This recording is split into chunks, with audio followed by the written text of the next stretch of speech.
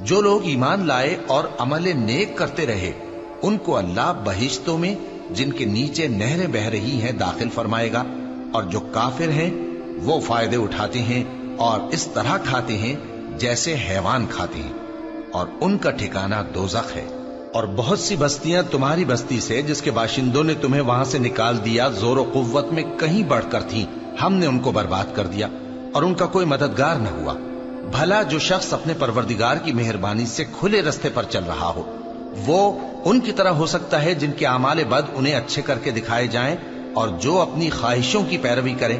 वो जन्नत जिसका परहेजगारों से वादा किया जाता है उसकी सिफत यह है कि उसमें ऐसे पानी की नहरें हैं जो बू नहीं करेगा, और दूध की नहरें हैं जिसका मजा नहीं बदलेगा, और शराब की नहरें हैं जो पीने वालों के लिए सरासर लज्जत है, और साफ शुदा शहद की नहरें हैं, और वहां उनके लिए हर किस्म के मेवे हैं, और उनके परवरदिगार की तरफ से मगफिरत है।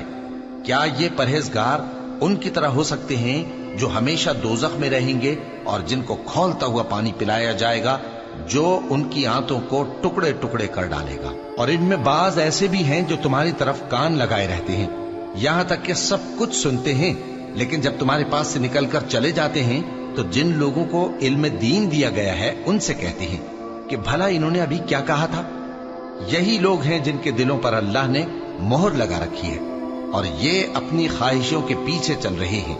और जो लोग हिदायत याफ्ता हैं उनको वो मजीद हिदायत बख्शता है और उनको परहेजगारी इनायत करता है।